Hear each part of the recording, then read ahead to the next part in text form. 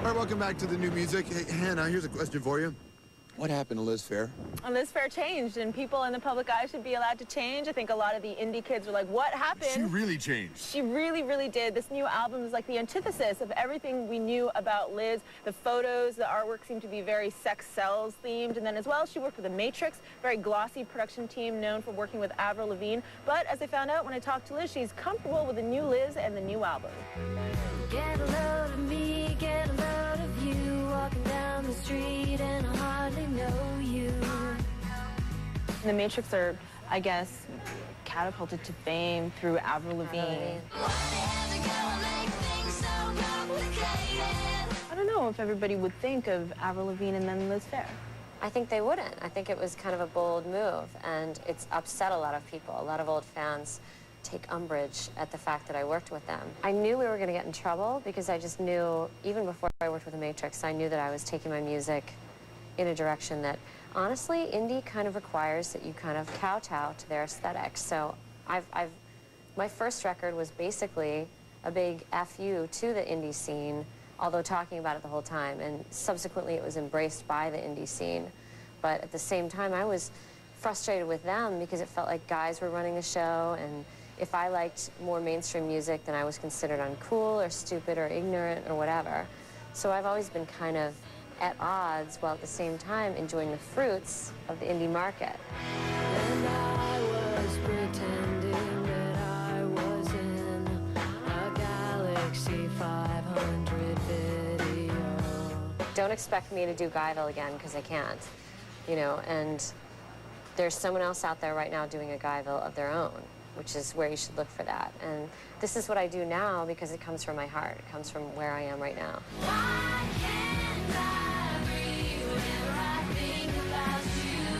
I think it's really interesting that, you know, such a catchy song on this album is called Hot White Cum. And, you know, talking about being radio friendly and pop and stuff, I mean, it's such a great pop song, but you're not going to hear it on the radio, really. Sexuality and what a woman is allowed to do, what is acceptable for her to voice. Even though Eminem can talk about stuff, or rappers can talk about that kind of stuff, when a woman does it, when a white woman does it, when a pop woman does it, it's truly shocking. I love to play that card. I love to throw it down because you're right, it's ridiculous. Like, so what? All I'm saying is that, like, great sex makes you glow. Basically, you know what I mean? Age old. I just said it in really bald terms, and it just upsets people. Oh, baby, you're young, but that's okay. What's give or take 9 years anyway? And then, boys and girls, she huffed and she puffed and she blew the house down. Let's talk about these photos a bit. I think when I first started out, I was so shy about taking photographs, I almost felt victimized almost by them, because I felt like people wanted me to wear super sexy clothes because I'd written these racy songs.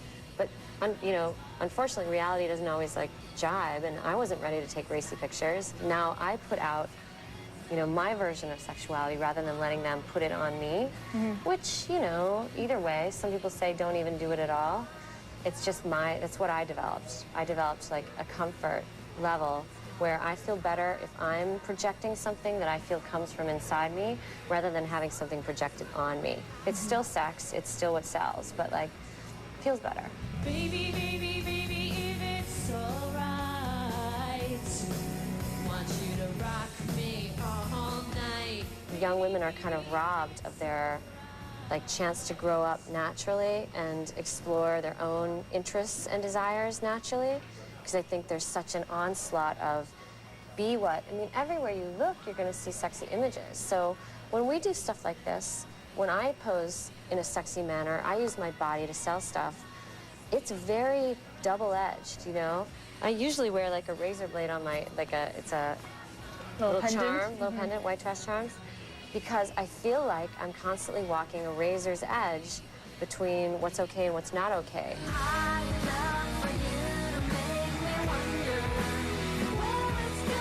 One of the things we're all having to do as women today is we are kind of the architects of our own future in a certain way, and I don't think any of us really have an answer that's really going to stick or be right or whatever. I think as a group we kind of move forward and step back. But as long as everybody's talking about this stuff, it's better than not, don't you think?